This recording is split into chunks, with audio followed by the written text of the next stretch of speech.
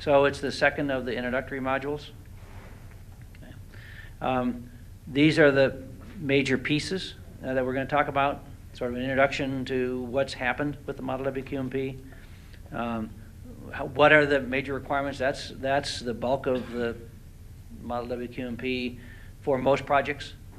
How you get through this process of selecting, prioritizing, and deciding whether or not various LID BMPs are feasible or not. Then the whole section on alternative compliance approaches we'll talk about. A little bit on BMP maintenance and preparation and approval. Those haven't drastically changed from before. We'll just make a couple points on those. Okay, so this is the outline of the new Model WQMP. This is the outline of the introduction section of the pieces that are in there, so that you have an overview of what's coming and how it's going to be used. Okay, so what is the purpose of the Model WQMP? Well, it's we look at it as kind of the process and the what to do, when to do it, how to do it, and what has to go into your document. Of course, Model WQMP, project WQMPs that are developed by following the Model WQMP, this mimics what the permits have been driving at, looking at minimizing the effects of urbanization on site hydrology. Hydrology, as you all know, is a much bigger part of the permits now, especially South County, but also in North County, whenever there's the possibility of affecting a non-hardened channel or a natural stream or something. And minimize effect on pollutant loads. And so project-based, so there's sort of a hierarchy then of controls that the permits and the Model WQMP set up to look for. Project-based controls on site that starts with and focuses on, as much to the maximum extent possible, low impact development BMPs. Regional, sub-regional opportunities, which are there still in the permit. Hasn't been real easy to find the right balance between what we believe the permit allows and where you've been and what. That's what we're kind of going back to my reviews. But nonetheless, there's a major section on looking at opportunities for regional BMPs to support individual projects, and then sort of alternative compliance programs, which maybe the regional BMPs, maybe some other things. So that's the purpose. Okay. Reminder what projects require a water quality management plan. Priority projects only. And as you all know, because you've been now seeing the permit for 2 years, it's over 2 years since the Santa Ana permit came out, and 19 months since the San Diego permit came out. As you know, the primary threshold dropped to 10,000 square feet of new impervious surface on a previously undeveloped site for the new development category. Okay, it used to be things like 10 homes and greater and certain square footage. It's kind of lumped a lot of projects in that threshold. Now, there are some other subcategories of specific types of project in there, but primarily that's the driver for projects that fall into the priority project category, and that number is the same. And then the whole significant redevelopment has been around, and it's strengthened even in this permit. Anytime you add or replace 5,000 square feet or more of impervious surface on an already developed site, you have a priority project. Okay. That's a challenge, and we're going to talk about that, especially for public agency projects, but there's others too. The categories, if you have your Model WQMP, there's a whole series of categories. It's Table 722 for North Orange County. It's Table 723 for South Orange County. But those are the specific permit categories that are required. Okay. So if a private developer or if any one of your internal departments has a capital project, public agency capital project, that falls into one of the priority project categories, then they need to use the Model WQMP to guide the process. They need to use the technical, they will, I'm sure, want to use portions of, but selected portions of the technical guidance document for that particular project. And certainly it's a thick document, but you can drill into only the pieces that are needed for a specific project. And then encourage, not required by the permits, but encourage that a template be utilized as a way to develop the actual project WQMP for submittal at the preliminary stage and or at the final stage. So it's the starting point for preparation. Okay. We're still planning to develop one. Okay, there will be one. Right now, it's focused. To be honest with you, there's the main difference, and you'll see it. The main difference is in the approach to lid BMPs. Now, I will say, and I'm getting ahead of myself because you'll see a slide later on. Not all, just because it's a public agency project doesn't mean it is treated differently.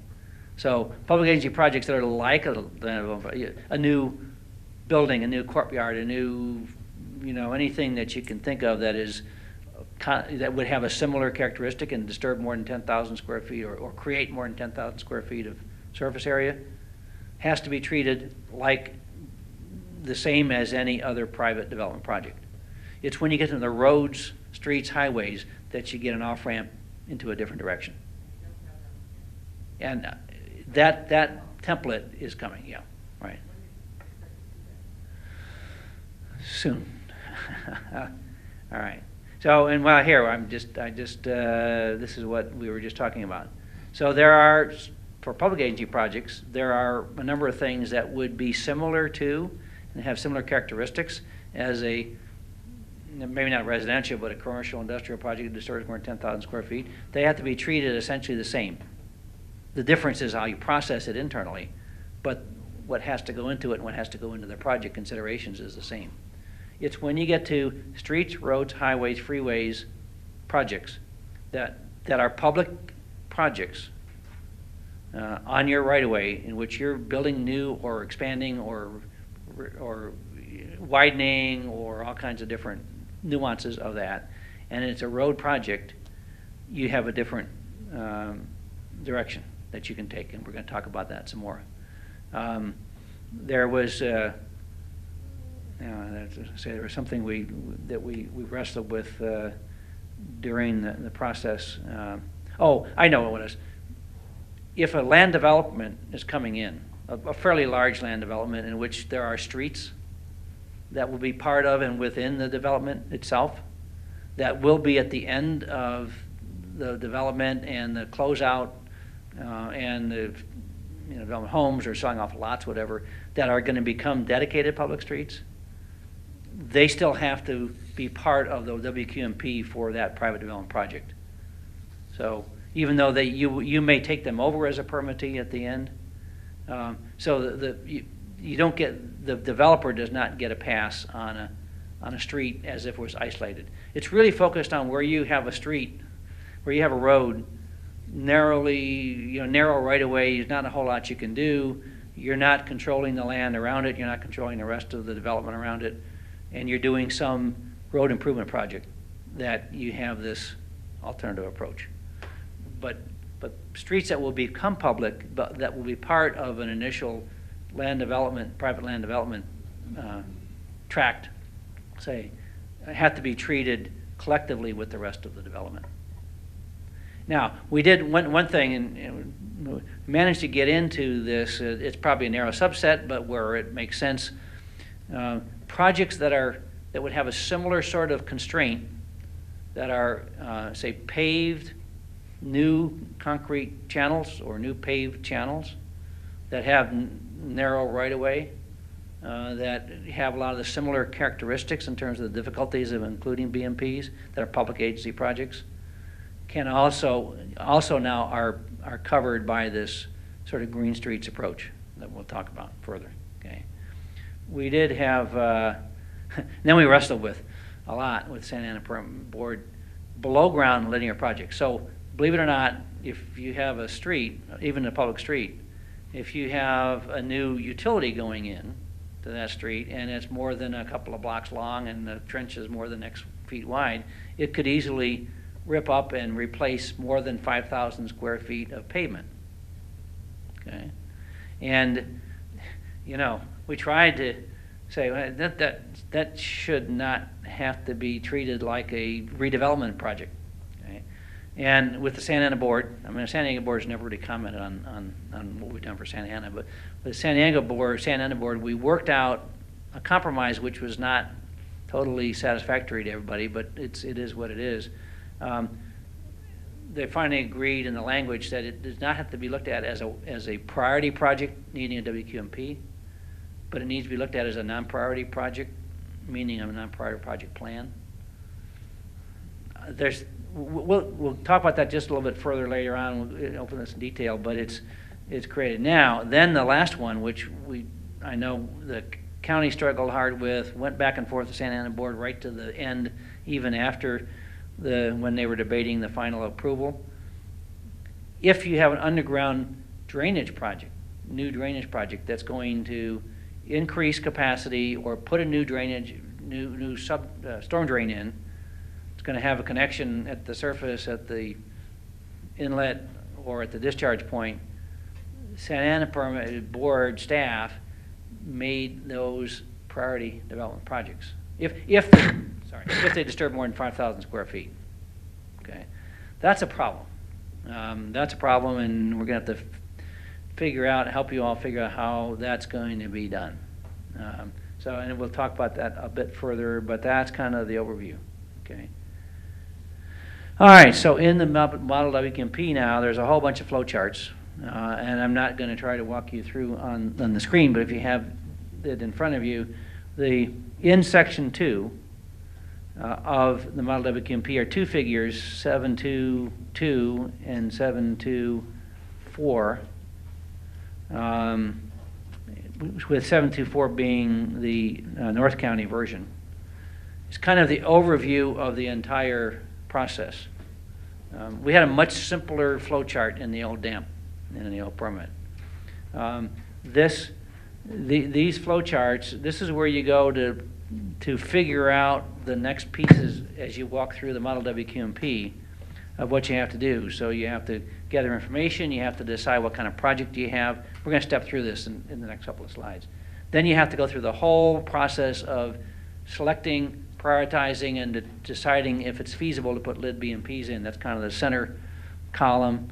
And then, and only then, do you either say, I'm done, I've satisfied the lid BMP requirements, and I can go on and finish up the WQMP and do the things like source control and so forth. Or I have to start looking at alternative programs, and that's kind of the whole sort of salmon-colored flowchart on that. So in the WQMP, that's your overall guide to what's coming, and then as you get further into the document, you'll see pieces of these pulled out with individual localized flowcharts for a particular step of the process. Okay. The project WQMP requirements, discretionary. So now we're talking about what has to go into the WQMP. This is section 2. This is the bulk of the document. It shows you how a project proponent who's developing one, first of all, has to identify discretionary permits and water quality conditions. That's sort of the receiving water background issues. Defining the project, what is the project, so that you know what kind of category it fits, how big it's going to be in general, and where it's going to fit into the process. Then going through site assessment. Each one of these we'll talk about further. Then a whole process for selecting and prioritizing lid BMPs, a section for alternative compliance approaches, and then finally BMP maintenance, funding, and processes. So early on, there's this whole issue of preliminary or conceptual WQMPs, and the first step is identifying permit and water quality conditions. Okay, so if you look at this, there is a major emphasis. There has been all along. There was before. Santa Ana board in particular, and I'm sure San Diego board, puts a lot of emphasis on any project that's discretionary. Any project that's going to go through a planning process, whether it's doing a specific plan, whether it's doing a tentative track map, final track map, whether it's doing some other kind of planning decision in which there's opportunity for the developer to look at incorporating low-impact development in the site planning process before you're so far down the road that it's hard. That should be done early. We basically, the final language says that there has to be a preliminary or conceptual model WQMP before final discretionary decision, okay, which is usually a planning commission decision or so forth.